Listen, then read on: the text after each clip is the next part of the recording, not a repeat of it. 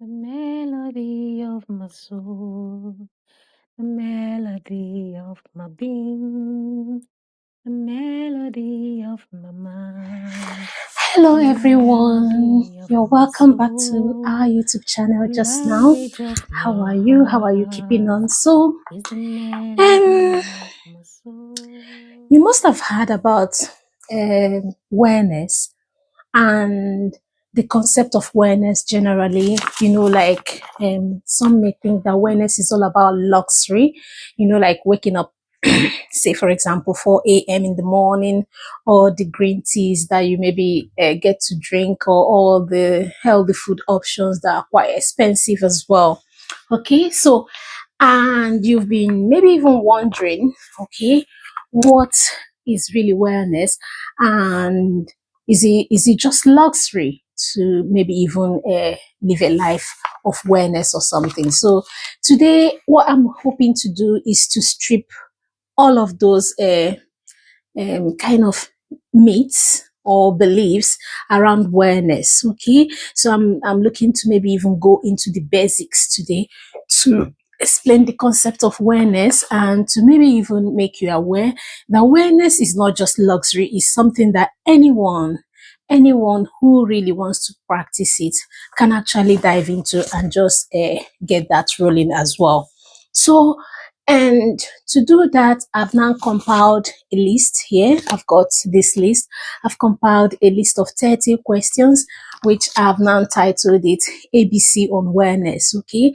And the aim of this video, or this section we are having, is just so that we can go to the basics of wellness and understand the general concept of wellness, and even make you believe that wellness is something that is applicable to all human. Everyone who is intentional about practicing wellness can go about it, and it's not just luxury as maybe high social media platforms, or maybe the media generally had made us to believe that wellness is all about expense, luxury, and all of that stuff. Okay, so before we dive in, of course, my name is Eya, and you're welcome back to our YouTube channel. And this YouTube channel is EY Trudy. And of course, you know that we are focused on wellness, all round wellness. We are focused on gratitude. We are focused on financial wellness, which we call money talks. And we also focus on the world around you, which we also describe as the small talks as well. So for today's section, I have now compiled the 30 list, but then I sectioned it into 6 sections. Okay, so I'll start off with the first 5 questions, which would kind of answer some basic wellness concepts, and then I'll progress to the spiritual awareness, the physical awareness, the social awareness, the emotional awareness, your environmental awareness, and the intellectual awareness, which is like your mind and all of that. So while we're at it, just maybe even feel at home, grab your cup of tea, because I try to make this section as calm and as peaceful as possible. Okay, so just feel at home. If you want to grab a cup of tea, feel free, grab one. Let's maybe then dive in. Okay, so my number one question, which you are probably going to be seeing on the screen just now as well, is what is the difference between health and wellness? So if someone said, what's the difference between health and wellness? What do you make out of that? Is health wellness? Is wellness health? Okay, so now I'd say that the short answer is this. Your health is the state of your body. Okay, so, and that is to say, being healthy could mean the absence of disease in the body. So you would say, maybe I have healthy eyes. That's the state of my eyes. So it means there is no disease in my eyes. Okay. So, but then, that's it. Health is the state of a thing or a body. Okay. And being healthy simply means the absence of a disease in the body or in the thing. Okay. And now, What is then wellness? Is wellness the same as health? The short answer is no. Wellness is a journey. Wellness is more like an active process of achieving a healthy being. So wellness is the steps you take, an active process, the day-to-day things that you do, or the day-to-day conscious things that you do to now achieve a healthy lifestyle, or to achieve a healthy body, or to achieve a fulfilling life. Okay, so the way I've now said it here is like you would think about having a healthy body, or having a healthy mind, or having a healthy life as your destination. But then wellness is more like the journey to the destination, day-to-day things that you get to do to get to your destination. So I just hope that this answers the question the best possible way. Okay. So, and the next question which we have here now would be, I'm just trying to make it as brief as possible so that the video will not be so long. 30 questions is quite lengthy as well. And I've got like 5 questions in each of the sections. So the section number 1 is the foundation, which is like the basics. Okay. So now our second question is wellness about your physical fitness? Is it only about your physical fitness? Wellness. What do you think? Do you feel like wellness is only about your physical fitness? You might even be surprised that during the Christmas holiday, and when I was with families and all, and everyone was asking, what's this concept about wellness? What's this concept? And you would imagine that you would think that it is a popular concept that everyone knows. But then that also means that there could be a room to provide more clarity around this concept as well. So, is wellness about your physical fitness only?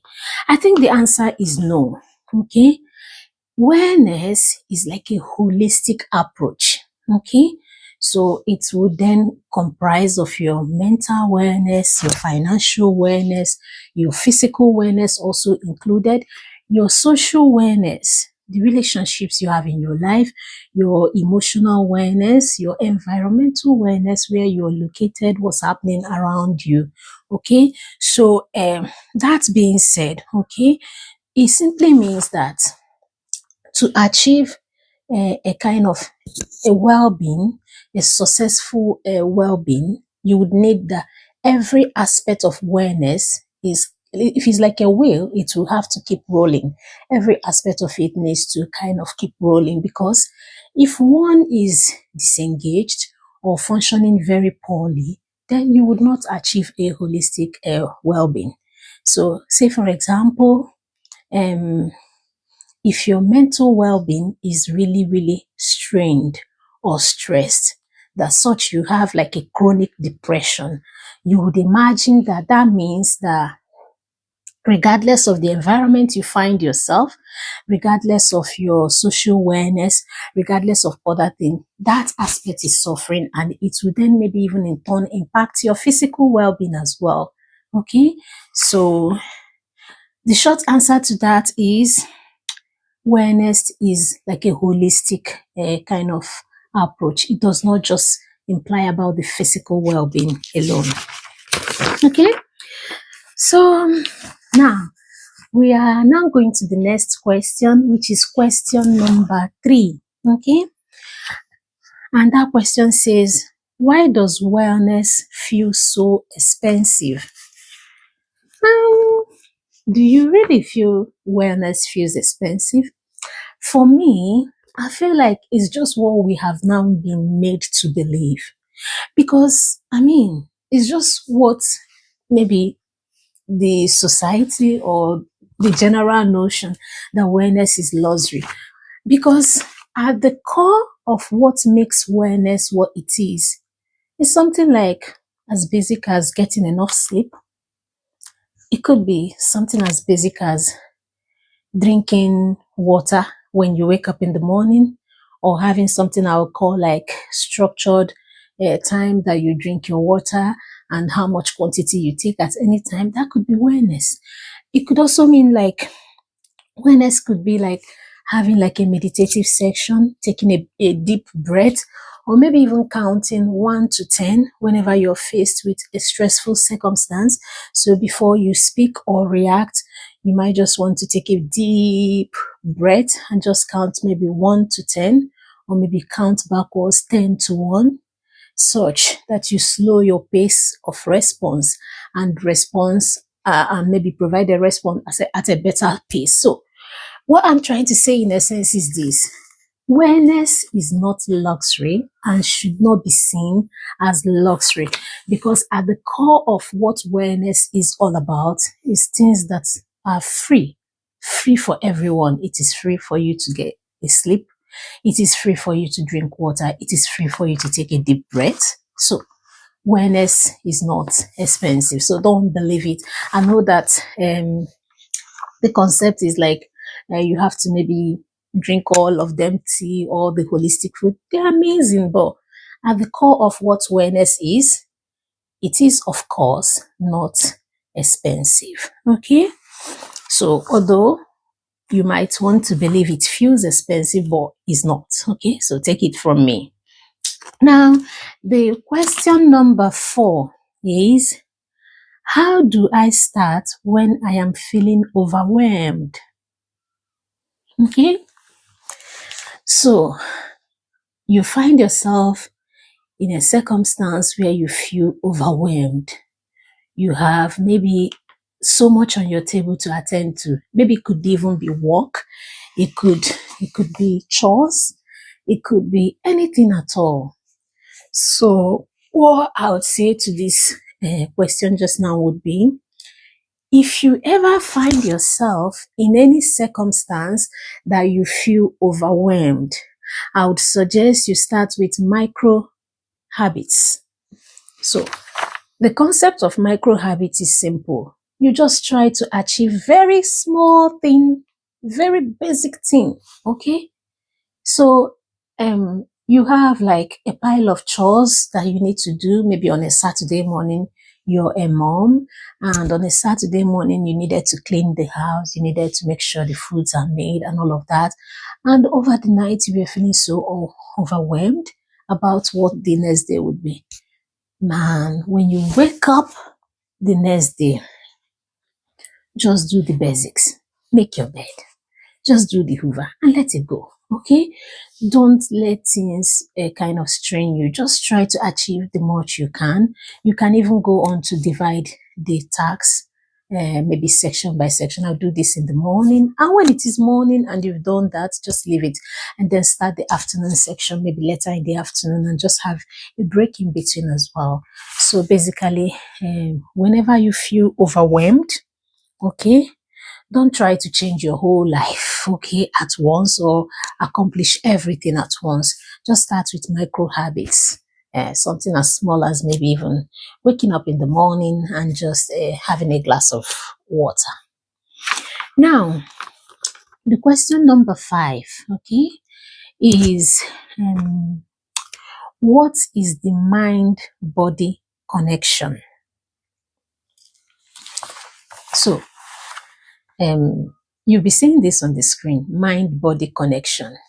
So this is a concept in awareness that simply means that whatever goes on in your mind, okay, can actually impact your physical well-being, okay? Say, for example, if you are constantly exposed to stress hormones, okay, that would mean that maybe your heart is always constantly also racing, which will give you like an elevated pulse, which over time, if not managed or brought to control, okay, can start impacting your general well-being, okay? And that's why you see that a kind of They have a secondary high blood pressure, which is something that could be induced by some maybe stress, anxieties that a person face, and that would then shoot up their blood pressure. But when the stress factor is then addressed or removed, okay, you find out that the person actually goes back to their normal blood pressure. So the mind body concept in wellness is simply that what goes on in our mind, what goes on in our emotions, okay, can actually impact our physical health, okay. So that is why I would say, my people, protect your mind and guard your heart, okay. Protect your mind, protect your thoughts, okay. Make conscious effort to guard the things that you get exposed to and the things that you have to also process, okay. Because if you're always focusing on the negative side of things, if you're always stressing about things, if you're always having, like, even if it's a low level anxiety, that can actually go on to impact your life and your health. So that's what it is about. So now, and the other one we want to now go into, I've given you the 5 basic questions from my question list here. So I'm now proceeding into the physical awareness, okay? So for this section as well, I've got like 5 popular questions that I'm going to be addressing as well, okay? So I'm sorry if this video is going to be very lengthy, but I just had to go through this in one sitting. As you all know, I'm a mom. I've got a very busy schedule, but I have to do this because more than anything, I'm passionate about this. And most of these experiences for me is a lived experience as well, and continue kind of is a continual journey for me as well. So I would love you to join me on this journey of awareness as well. Okay. So, on physical awareness, the question number 6 is, how much water do you need to drink on daily basis? So, how much water do you need to drink? Um, there is a uh, popular notion that you need to drink 8 glasses of water in a day. Okay, but when you look at it from the awareness perspective, I would say that you need to just drink as thirsty as you are, okay? So you have to also consider your taste bud. Are you thirsty? Or maybe even alternatively, you have to even look at the color of your urine, okay? Is it looking very dark? Is it looking pale yellow? Because you want to see that from your urine that you are very hydrated.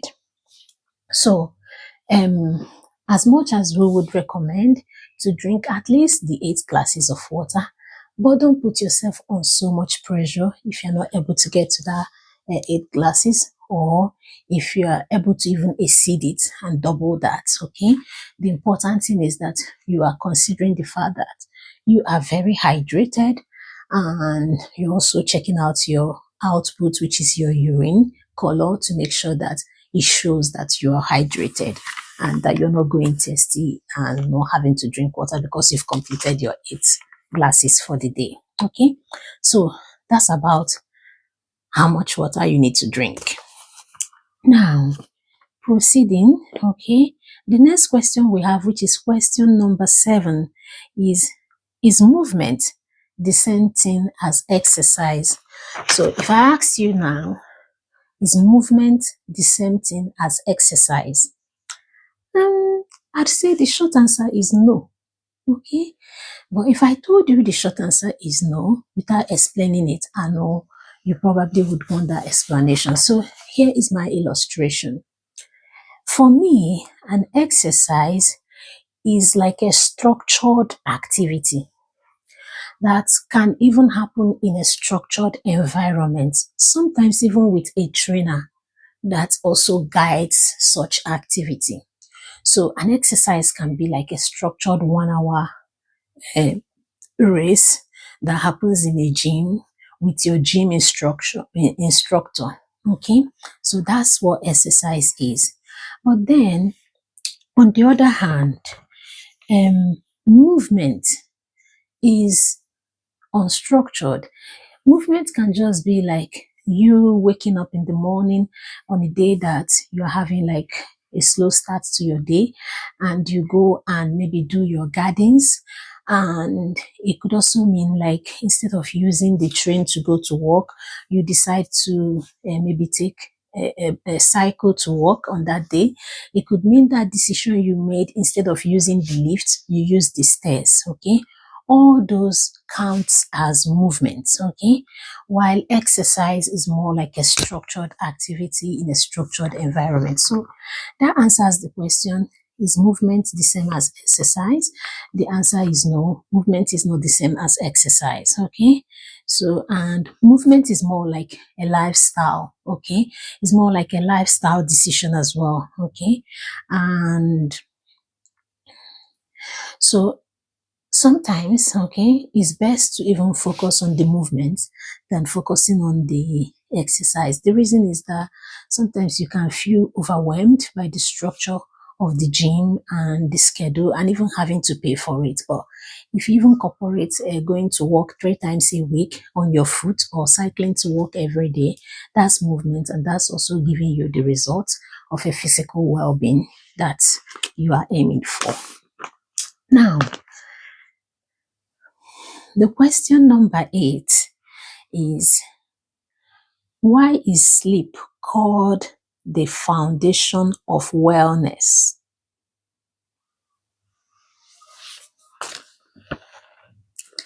So now, why is sleep the foundation of wellness? I would even ask you, why do humans have to sleep like every day? Okay, simply put, that sleep is the rest that Mother Nature, that was created by Mother Nature for human beings to recuperate. And when you sleep, your body kind of resets. That's the time your body takes to repair some tissues.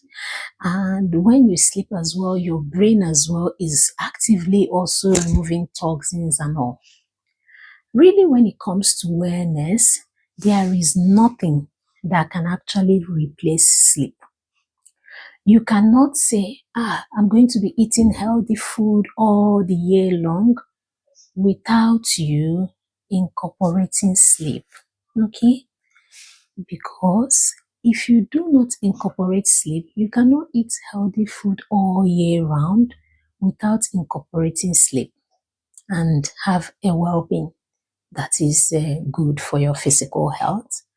And you cannot say, for example, that you are going to be maybe exercising all year round and achieve a physical well-being that is good without sleep. So here is the answer. Sleep is the foundation of well-being because that's how nature created it. You need that time to recuperate, to rest, for your tissues to rejuvenate, and your brain to also clear toxins as well. Okay? Now, that leads us to our next question, which is question number 9. And that says, what is clean eating in simple terms? So, I just want to put this out here. My baby just woke up from her sleep. In case she comes along, I'll just carry her. I will complete the video as well, as much as we can. So now, clean eating is just a concept in wellness, and it simply means eating whole food without any added ingredients. Okay? So there is healthy eating, there is clean eating. So the concept of clean eating simply means you bring a banana and you just peel off the back and eat a whole banana. You didn't have to add anything. So put it in another way, it's just more like eating the food made by nature. You bring a whole apple, you eat it, okay, without adding any other ingredients. So that's clean eating. So healthy eating, you can maybe mix one or two items together and it's still like healthy eating. But the concept of clean eating is simply eating whole meal as made by nature. So she's here. In case she wants to join in, we'll welcome her as well. Okay. So now, the question number 10 says, do I need supplements to be healthy? So it is called supplement for a reason, okay? It is meant to supplement your diet, which is the primary source of your nutrients. So now the answer is no, you don't need supplements to be healthy. But again, let's be a little bit careful. There are some persons who, by maybe the nature of the environment or the nature of their system, have some deficiency whereby now a doctor had now prescribed that they need to be on a particular supplement. So for such a person, you need to take those supplements because it's been prescribed by the doctor. But say another example I'll give is, say for example, you moved from a warmer country to a colder country. You moved from a country where you had a lot of sunshine to a country where you don't have sunshine. And then maybe over time you have now developed a lack of vitamin D. Okay, and then maybe you'll be advised to take vitamin D to supplement for the vitamin D that you lack. So in such circumstance, yeah, you might need to be taking the vitamin D, but in a normal circumstance, you want to focus primarily on healthy foods, okay, as your primary source of nutrients for your body. So, yeah. So that's about question number 10, okay? And that will now take us to the next section, which is section 3, okay? So thank you so much for watching this video. So far so good, okay? So if you are loving the video you're watching just now, if you are enjoying the response we are providing, then you're welcome to maybe even subscribe to the channel, okay? And maybe give this video a thumbs up or even share it with your contacts as well, someone you know that might want to also watch this video to get like clarity around wellness as well, and the encouragement to, practice wellness. Okay, so now that being said, we are now going to the third section, like I said earlier, of this video, and that is leading us to question number 11. And that question says, what's the difference between stress and anxiety? All right, so stress is usually having like a causative kind of stress is caused by something. It could be like you have like a deadline to submit your assignment and you're stressing about it. It could be like you're going for a job interview, which is going to be happening maybe next week, and you're stressing about it. So stress would always have like something that is causing it, maybe like a deadline to meet at work and all of that. But on the other hand, anxiety does not really have a cause. It's more like constantly worrying about something that you probably can't change. You are constantly worried about something. So it's more like sometimes some people have like a low level clinical diagnosis of anxiety, whereby you live through life worrying about things. Okay, so this is where awareness also comes in, because awareness is looking to see how you can manage both your stress and your anxiety, just so you can keep a holistic picture of both and have like bring them under a reasonable control as well. Okay, so now, and our next question is, how does mindfulness actually help?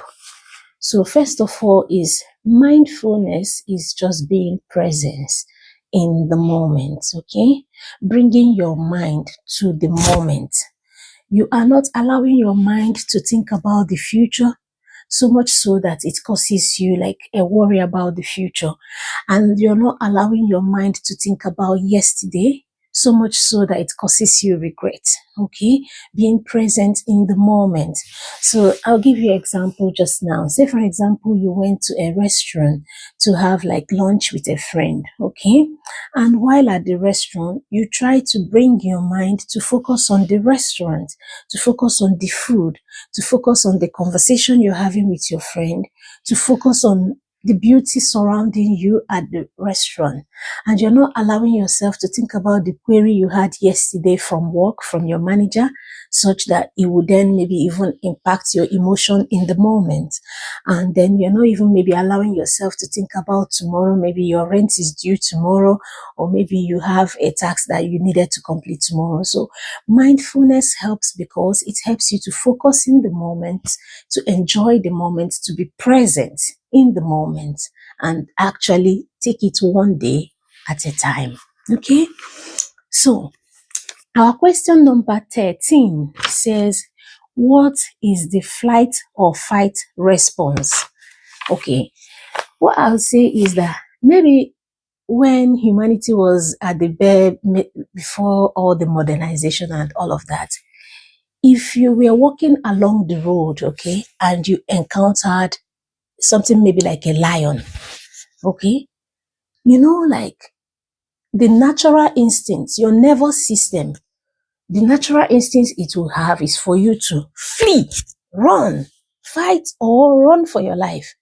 Because if you don't, the lion is definitely coming after you, is definitely going to use you for their meal. So what that means is that it is our natural nervous system response to things, okay? So, but in modern life where we probably don't maybe get to encounter maybe lions or wild animals as much as possible, it could even be triggered by maybe an email from work, whereby maybe you just opened your computer in the morning and the first email you're getting is something that you don't want, and you're like, oh, should I fight? Should I fight or flee? Okay, so it's your nervous system's response to things. That's what I'll say. And again, awareness will try to kind of make us to pause, take a deep breath, and maybe pause, take a deep breath, count from 10 to 1, and then find a way to kind of face that circumstance with more clarity. Okay, so that's what I can say. I hope the example I provided was clear enough as well to give you the understanding of what fight or fleet meant in the concept of awareness. Okay, now the other question we have, which is question number 14, it says, is self-care just bubble baths? And by all means, if you can afford a bubble bath, if you can go for spa days, spa holidays, by all means, those are part of self-care as well. But self-care is not just about bubble baths. Self-care is more like self-parenting. Yeah, I would say that. So it's basically having to take care of yourself the way you take care of a baby or your baby as well. So it's more like waking yourself up in the morning, having that warm shower that you so much needed, practicing self-grooming, getting your nails done, and eating your meals when it is time to eat, just respecting your body as well, dressing decent. So all those are parts of self-care. Even watching what you put in your mouth, what you eat, watching even what you consume from the internet, from things you watch, or from the television, from the media. So all those are part of self-care. Of course, it's not just about bubble baths, and it's not just about scents and soap. By all means, those are lovely. It's not about green teas. It's not all about beautiful teas, natural teas, and all of that. So they are part of it, but not just that. So self-care is more like self-parenting, taking good care of yourself in various aspects of your life. Okay? So that's about it. And the other one is, how do I stop burnout before it happens? Okay? Okay, so how do you stop burnout before it happens? Okay, now, to stop burnout before it happens, then you need to be listening to your body signs or your body instincts. So you need to watch out for exhaustion. Okay. So when you notice that the things you would normally love to do is now beginning to feel like a chore to yourself. Say, for example, if you were someone that loves cooking, okay, and you do enjoy cooking a lot, okay, but over time you've now been cooking and cooking and cooking and cooking, and it's becoming like a chore to yourself. You don't then feel excited waking up to go and cook. Then maybe you are then getting to the point whereby you need to take some time off, take some rest, and rejuvenate. Because what happens is that when you are beginning to feel exhausted and you don't listen to your body, then eventually it's going to lead to burnout. Okay, so whatever it is you're doing, whatever it is that you are involved in, the moment your body begins to feel like, oh, this is becoming like a chore, oh, I don't want to be doing this today, listen to your body. It could even be your work. Sometimes you wake up in the morning, you just be like, oh my God, I don't want to do this today. Then listen to your body, take a day off, take 2 days off, and then you get the strength to go back and face that job again and that reality, because you, of course, you do love doing what you're doing. Okay, so that's about the mental and emotional awareness section, the 5 popular questions I managed to find there. So now we are going to now proceed to the social and environmental awareness. Okay, so now, of course, you know, where you are planted matters. The environment you are, your what your environment looks like, that matters a lot. Okay, and the social, the people in your life, that also matters a lot. So that's why we are going to be answering some 5 basic questions on social and environmental awareness. Okay, so that leads us to question number 16. Okay, and that's what I say: can my friends affect my awareness? Of course. Now, just like I already said, you are an average of maybe the 5 people you spend your day-to-day life with. Okay, and what that means is that human interaction is very important in social awareness, and the kind of people you spend time with can actually influence you. In fact, you can influence them and they can influence you. So imagine as you are now. Okay, you go through your contact list, or maybe the people you get to hang out always with, maybe they are all business oriented. Anytime you are with them, they are thinking about business, they are talking about what are we investing in, what. Man, it's just a matter of time, all of you is going to be business leaders in different fields, because that's the niche where they are. You end up becoming captains of industry because it's just a matter of time, because that's who they are at the core. On the flip side of things, if you're also always hanging out with people who are very pessimistic with life, they are always mourning about everything. Oh, this government policy is bad. Oh, everything is going bad. It's only a matter of time. You also go in to start thinking in that direction. Anytime you people are hanging out, you're just talking people down. One stuff is when you hang out always with people who constantly discuss other people, they don't discuss ideas, they don't discuss business.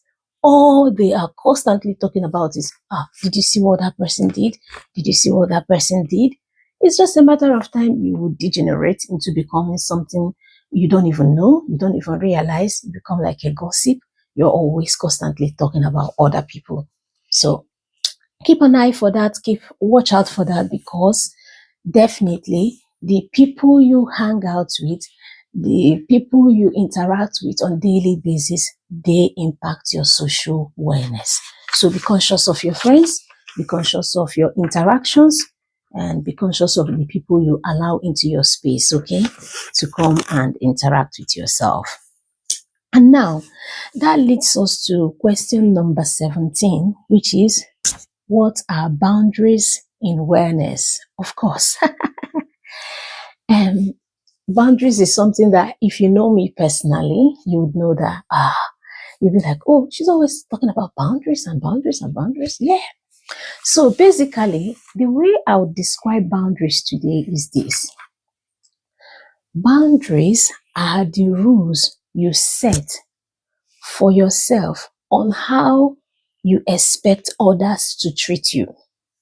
Okay, let me give you an instance. You can have a boundary that says, I do not receive work phone calls or work emails on weekends. So that the moment you close off from work on Saturday, on Friday evening, and you come home, You are not expecting anybody to phone you on Saturday or Sunday talking about work. That is a boundary. You can have a boundary to say, I have set a boundary that once it is 10 p.m. every day, I have something I call like no phone zone, whereby you just drop your phone and just focus on other things. You can play other games. You can do every other thing, but you don't want to touch your phone once it is 10 p.m. And when people know that this is how they treat you, when people know that this is your expectation and these are your boundaries, they naturally shift and they naturally treat you the way you expect to be treated. Okay. So I would say that's what boundaries are basically in wellness. Okay. Various people would have various boundaries. They even have like something I would describe as family boundaries as well. So maybe like in your home, you might just set a boundary for yourself and your dependents, your family members, where you say something like, we don't bring our phones to the dining table. Okay. So whenever we are coming for a meal as a family, just leave your phone in your room or just leave your phone somewhere and come as you are, just because while at the table we want to eat, we want to check in on one another to know how everyone is keeping on, so that we don't come to the dining table and everybody's just glued to their phone. Okay, so that could be boundary as well. So yeah, so if you're going to be practicing wellness, then you're going to be pausing to take time to identify the things you want to set in your life as boundary and set those expectations with the people you interact with and the people in your life, so they know this is how you expect to be treated. Okay. So that's about boundary and awareness. Okay. Now, the other one I would answer just now is the question number 18. And that says, does my physical space, in quotes, like your home environment, affect my health? Of course, of course. If you lived in a very cluttered space, a very cluttered home, I'm not talking about a home not being expensive or anything, then it would over time mean that you're going to be having a cluttered mind. I do acknowledge that every human is different, every individual is different. What makes a functional space for you might be different from myself, and people have different tastes when it comes to designs and what a functional living is for them. But by all means, declutter your space. By all means, make sure that your environment is as clean as you'd love your health and your life to be. By all means, have a routine to check in and clean the things in your home. Have a cleaning routine. By all means, buy the best of items that you can afford and keep it in your home. And by all means, bring in everything that makes you functional in your space. If you are the type that gets to work from home, make sure that your home office is as functional as you'd love your work or your life to be. Okay, so well, the simple answer to this question is that, of course, yes, your living environment and how things are structured in your living environment can actually impact your health. It can actually impact your mind. And of course, it can impact your awareness. Okay. So take it from me, clean up your space, declutter your space, bring in things that makes you feel happy and makes you feel at home and makes you very functional in your home. Of course, your home is your day-to-day living experience. This is where you live. This is where you sleep. This is where you eat. You want to make it the best. You want to make it the best that you can afford. You want to make it the best that is very functional to you. So by all means, consider that as well. So, and the question number 19, the question says, how does digital detox work? Okay. So what is even digital detox? Like we have in wellness, there's so much detoxing. Okay. Yeah, we have detox teas. I'll get to that point where I'll bring in some of the teas as well and some of those things that can help you detox. But we are not there just yet. Okay. So now about digital detox. Digital detox is more like cleaning your mind, your headspace from the digital space. So it's not just about deleting apps or just maybe not even trying to be kind of joining certain apps. Okay, say for example, you might just decide that you don't want to have Facebook on your mobile app. You can have a Facebook account, but if you must access it, then you must be accessing it from a laptop because you don't want to spend so much time on Facebook. This is just like an example, okay? And some people can go as far as deleting some apps from their phone because they don't want to be interacting with those apps anymore. And more than anything, digital detox is also more like kind of censoring what you get to see when you are engaging with the digital world. Okay, you might just say, I don't like seeing bad news.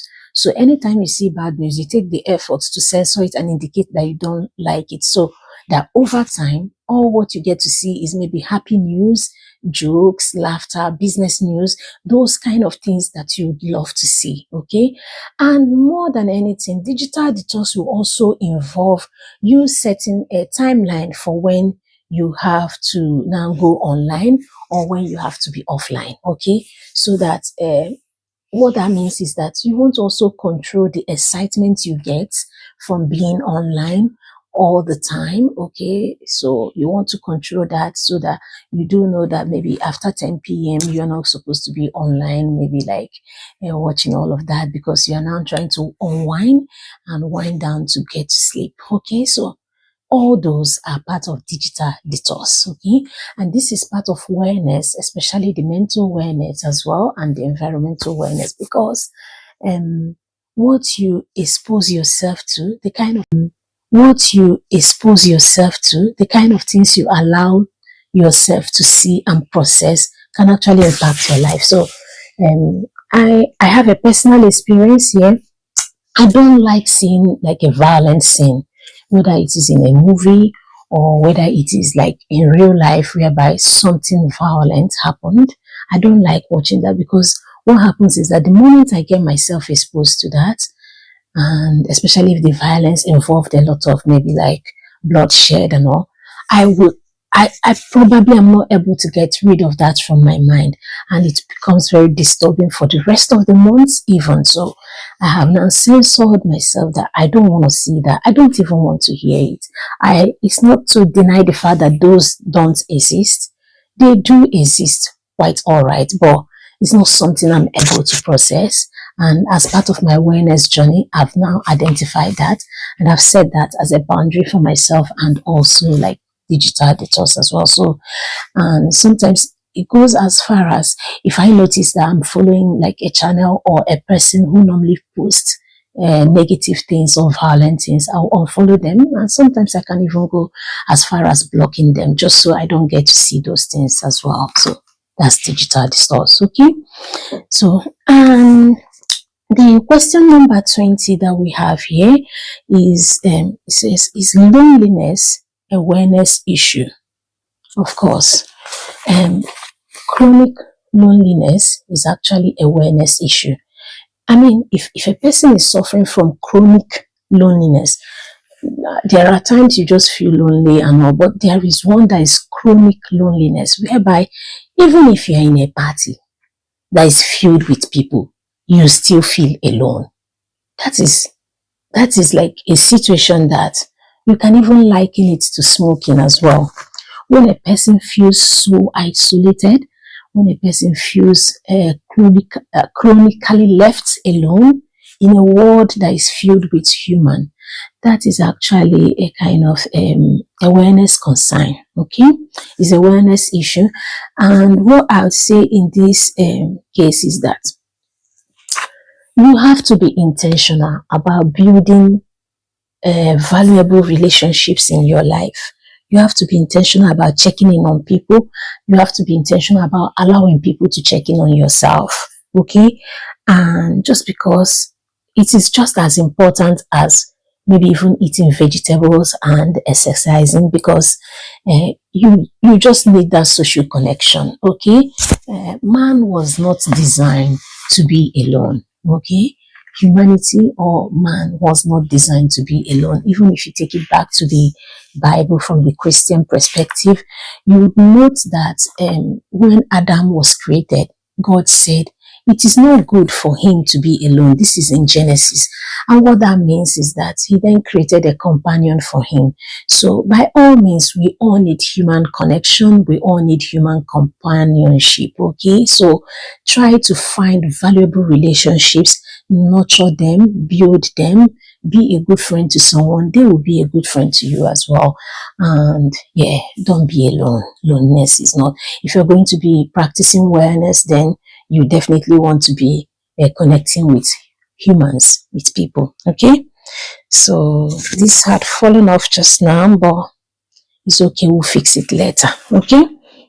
So now, we are going to the next section of this conversation just now, and this is what I described as the habits and consistency. Okay, so I've got 5 questions as well under this section. Okay, and I'm going to try to also go through this as well. Okay, remember, this is ABC on wellness. We are answering 30 questions on wellness, and this is to help us to create a foundation for what wellness is and how to now bring ourselves on board with practicing this wellness as well. So our channel is focused on wellness, as you would know, on gratitude as well, which is part of wellness, and money wellness important, which is the financial wellness. So yeah, now we have question number 21.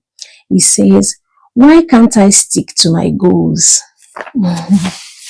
So now, for one to be able to stick to their goals, whatever the goals are that you've set for yourself, okay?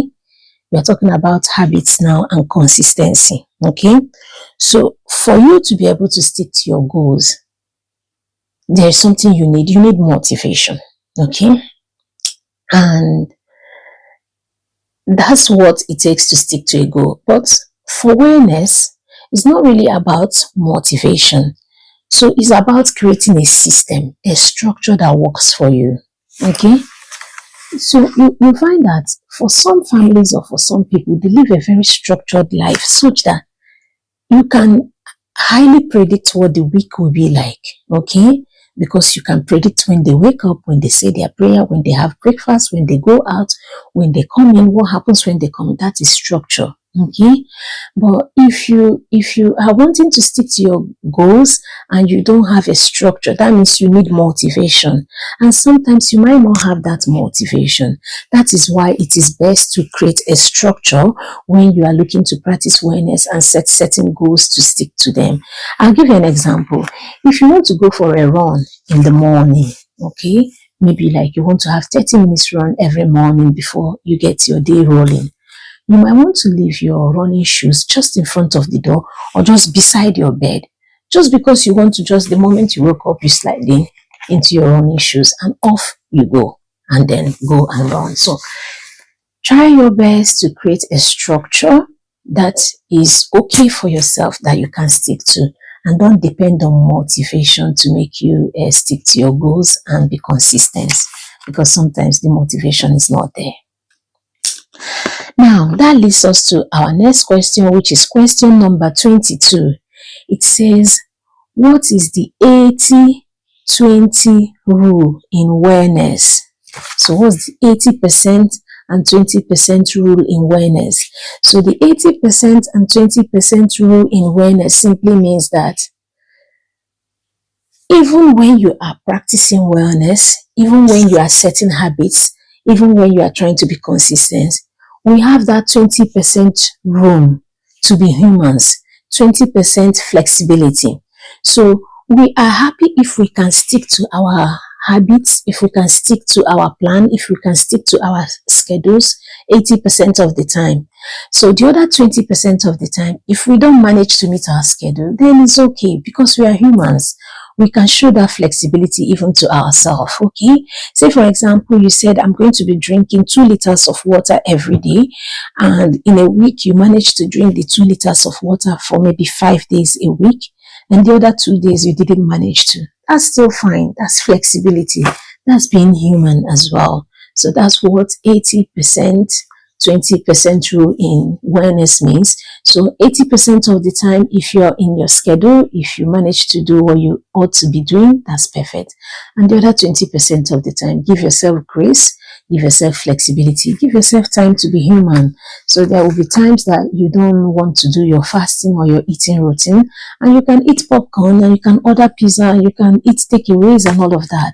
Yeah, give yourself that flexibility. So that's what that is.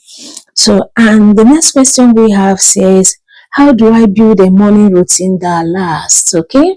Now, various humans have various morning routines. Okay. So, how do you build one that lasts for yourself? I think you're best to answer that question. Okay. So, you know what you intend to achieve, you know what works for you. But the only thing I could say is this: with morning routines, it's best to keep it under 15 minutes. Okay. So if it's going to be a routine, try your best to get it under 15 minutes. Let it be something that you can start and finish within 15 minutes. Just so then it is easier for you to keep to it, and it's easier for you to be consistent. Say, for example, you can have a morning routine that once you wake up in the morning, immediately you have a drink of water. Having a drink of water is just like stand up, go to the fridge or wherever you get your water from, get that glass and drink it. That's less than 15 minutes. You can say, when I wake up in the morning, I want to do press up for 10 minutes, or I want to do 10 press up maybe, or 10 squats. That's less than 15 minutes. You wake up in the morning, off you go. 1, 2, 3, 4, 5, 6, 7, 8, 9, 10. You do the squat and that's you. Okay, those are morning routines. You can say, I wake up in the morning, I just want to maybe listen to a motivation for the day to get me rolling, and you go on maybe YouTube, or you go on whoever you follows that gives you the daily motivation, or if you have like a motivation book that you read, you pick it up and you listen to it, or you that's less than 10 minutes and you get going. Because what happens is that if you piled up a lot of activities in the morning, if you piled up a lot of activities that are more than 15 minutes, then consistency becomes a challenge, because over time you get exhausted and then you don't look forward to doing that again. So make it as brief as possible, bring it under 15 minutes, and then you find the strength to stick to it. So that's about that one. So, and the other one is, what is habit stacking? Okay, so of course you know what stacking is, keeping something on top of each other. So in wellness, it simply means that if you had like an old habit, you want to bring another habit and keep on top of your old habit. Old habit. Okay, you have an old habit, something you're already doing, and you want to stack another habit on top of that. I will give you an example. You can say something like, after brushing my teeth in the morning, I'm going to do 4 squats in the bathroom.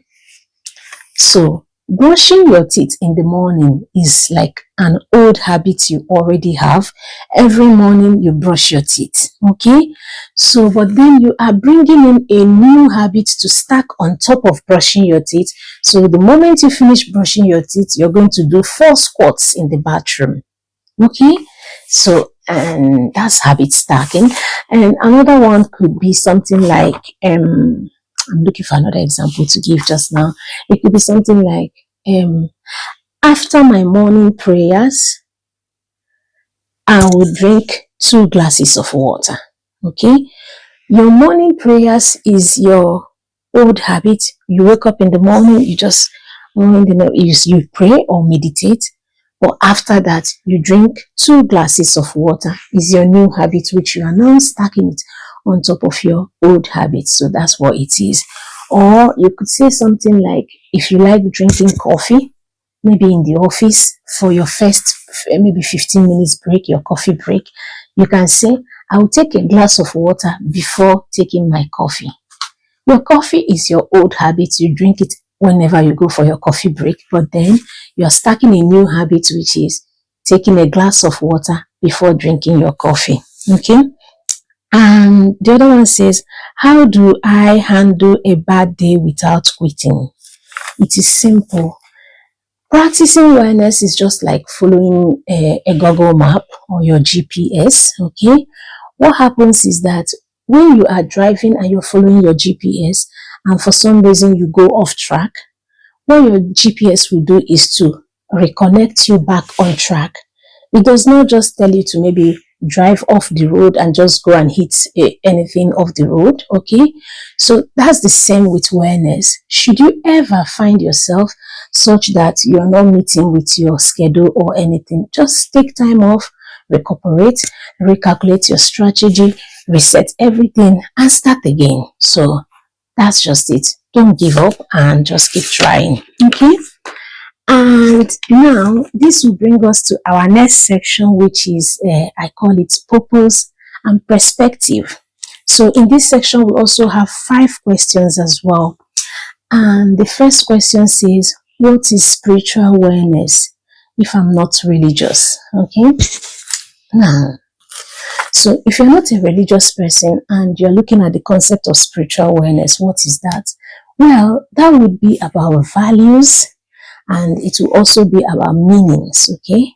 So whatever it is that you value and whatever it is that has meaning to you, okay, you want to maybe even focus on what you stand for and act for it. I'll give you an example. You don't need to be religious to be a good human. Okay. We know good and we know evil. Okay. So evil is evil regardless of the religion. Good is good regardless of the religion. Okay. So if you're not a religious person and you're practicing wellness, then it will simply mean that spiritual awareness means focusing on what you value, focusing on things that mean something to yourself, and focusing on the good. Okay. So basically, you know that it is okay to show kindness, okay, regardless of the religion. So if kindness means something to you and you're practicing it, that's your own spiritual awareness just now. And just so I analyzed it a bit well. So that's my own understanding. Okay. And now, the other one says, does gratitude actually change the brain? Of course, gratitude actually does change your brain. Okay.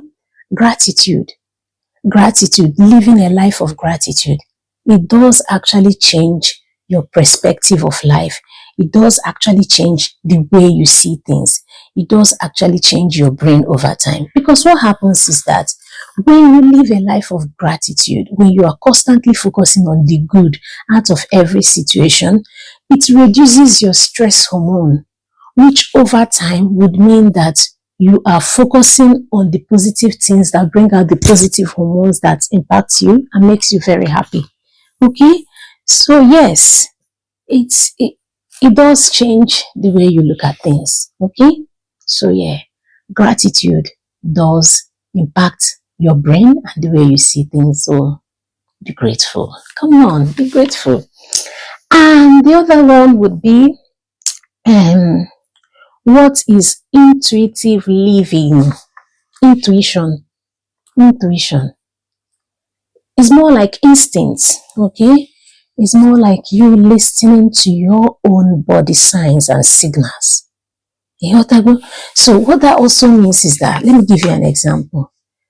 Some people have very strong instincts that you can equate them that regardless, no matter what is going to happen to them or happen around them, they feel it. Their human instinct will let them feel it.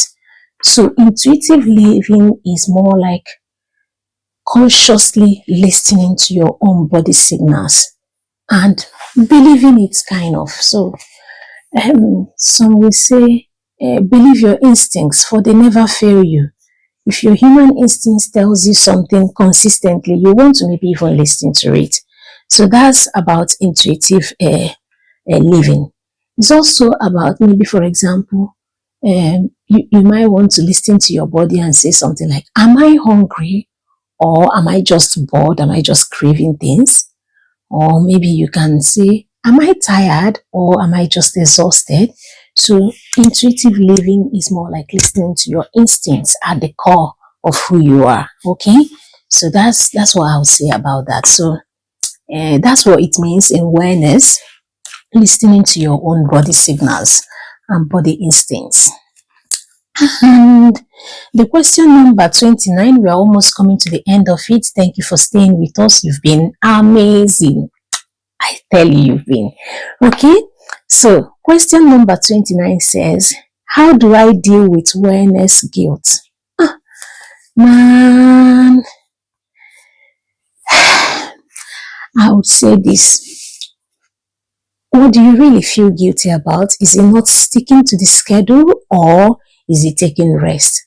Because we all know that rest is very productive.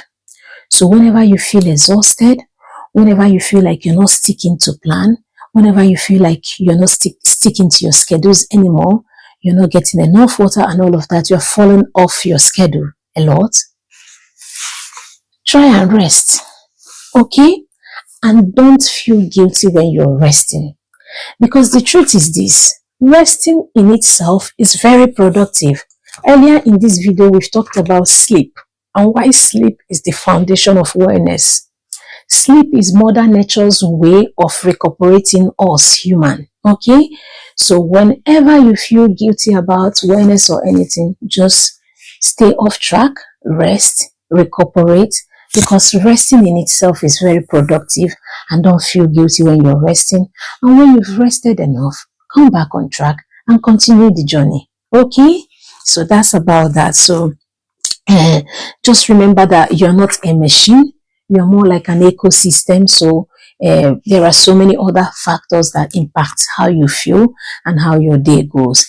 So because you're not a machine, give yourself that human flexibility as well, and embrace resting. Okay, don't ever feel guilty if you're resting. Embrace it, because definitely it's good to get some rest. Okay, so, and the other one is, what is the ultimate goal of wellness?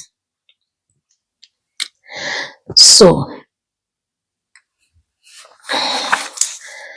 the ultimate goal of wellness is that you practice wellness, and the ultimate goal is so that you can have the energy and the clarity to live a fulfilling life.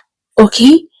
I describe it as, wellness isn't a goal, it is like a journey to a meaningful life. And a meaningful life is whatever that is meaningful to yourself. Some people, their own meaningful life is maybe having a particular weight. They don't want to go over a certain numbers in their weight. Some is just having a healthy body. Some is just living in a very premium environment, having premium friends and premium contacts. Some is more like having the best of career. Some is more like being a family person, having time to spend with their children. So wellness is just the journey, okay? The clarity, the energy to focus and achieve that meaningful life for yourself. So that's the ultimate goal of wellness, okay? And wellness is more like the fuel that will then propel you into living that meaningful life for yourself. Okay? So now, we have now covered 30 questions on wellness, on the topic of wellness, okay? And we have now covered these 30 questions in as much detail as we could in this video just now. So what I'm trying to also say is this, okay? Remember, there is no pressure, okay? You must have heard about 30 concepts now, and you're already thinking, oh, I'm needing to practice the 30 of them. I'm needing to practice this, practice this, practice this. Oh, my darling, you don't have to put yourself on that pressure. Remember, wellness gives us that flexibility to be humans as well, okay? So what I would say is that maybe even out of the 30, maybe you have now identified 2 that you want to start practicing just now. Maybe it could be habit stacking, whereby after your prayer, you want to drink 2 glasses of water in the morning. After brushing teeth, you want to do like 4 squats in the morning. You can identify that. It could also mean that now you've listened to the 30 of them and you're looking to maybe start setting boundaries whereby you now say, oh, once it is 10 p.m., I switch off my phone and then I focus on every other thing but just exposing myself to the digital world so that then I can get to unwind and relax before going to bed, get to even interact with my family member. That's you setting boundaries. So basically what I'm trying to say is this. There is no pressures at all for you to practice all the 30 concepts that we have now described in the 30 questions today, okay? You can just maybe select one or two or three, okay, that you're willing to commit to and start practicing today. And you're welcome to share that in the comment section with ourselves just now. Tell us, what awareness concept are you going to be taking on from this video and start practicing today? And you're welcome to share that with ourselves, and you're welcome to comment on that, just because awareness for me, like I said earlier in this video, is like a personal journey as well. It's a lived experience and is a continued lived experience for me. So I'm also encouraging you to come on the awareness journey with me. Let's all practice it, okay? And let's all also educate each other. If there are other concepts of awareness, of course there are. If there are other concepts of awareness that you're happy to share with ourselves, you can tell us in the comment section as well, and we can learn more. And if there are other concepts of awareness that we may have not covered in the 30 questions just now, because of course 30 is just the basics, and you want us to maybe even dwell on that more or talk about that more, you can tell us also in the comment section as well. And more than anything, I want to say thank you. Thank you so much for staying with us, for watching this video till the end just now. What I'll say is, now that you've come to the end of this video, you're welcome to subscribe to our channel, just so that you get notified firsthand when we upload new videos around wellness, around gratitude, around financial wellness as well. And again, and you are welcome to share this video as well with someone else who might also be looking to practice wellness, or someone else who is also struggling just now with the various concepts that is out there, or someone who maybe even sees wellness as a luxury just now, to make them aware that of course wellness is not luxury. It's an everyday decision. It's a lived experience that you have to decide, and you have to do it yourself. Okay, so that's it. Thank you for hanging out with me today. Please subscribe, like, share, okay? And come back for more lovely videos like this, okay? So thank you so much for staying with me today. And thank you for watching this video. I'm so grateful. And I'll see you again in our next episode or our next video. Thank you.